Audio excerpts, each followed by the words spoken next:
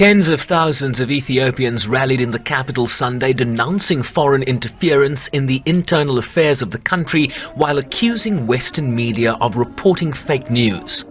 Reports suggest TPLF-aligned forces are more than 300 kilometers from Addis as the federal army calls up retired soldiers and veterans to rejoin the military's ranks, despite this call from the Security Council on Friday.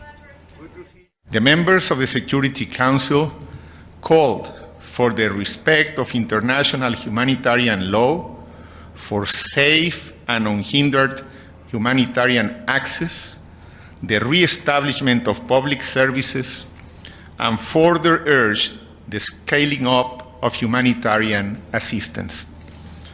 They further called to put an end to hostilities and to negotiate a lasting ceasefire and for the creation of conditions for the start of an inclusive Ethiopian national dialogue to resolve the crisis and create the foundation for peace and stability throughout the country. As part of international efforts, Washington's Horn of Africa envoy Jeffrey Feltman, the UN's humanitarian chief Martin Griffiths, and African Union envoy former President Olusegun Obasanjo were all in the country over the weekend as the war drums sound ever louder. Regional players Uganda and Kenya have called for a ceasefire, but the parties have done little to indicate a willingness to talk.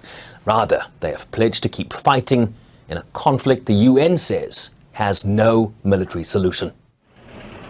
A UN human rights report last week confirmed abuses on all sides that could amount to war crimes, while the United States has threatened to remove Ethiopia's eligibility from the African Growth and Opportunity Act, absent a changing course. They forgot that we are the children of Adwa and tried to threaten us with AGOA. Adwa is freedom, but AGOA is aid.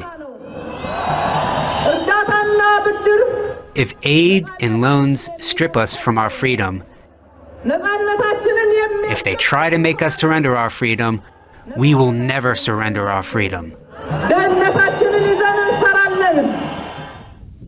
The year-long war has killed thousands of people and forced more than 2 million from their homes, while close to 1 million people face famine conditions in Tigray.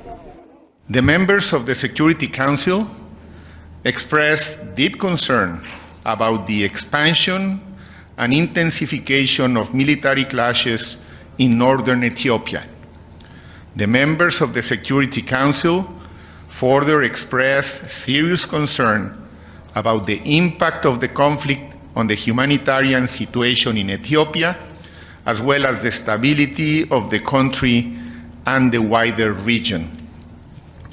The members of the Security Council welcome the efforts of the United Nations Secretary General in response to the situation in Ethiopia. The members of the Security Council called for refraining from inflammatory hate speech and incitement to violence and divisiveness.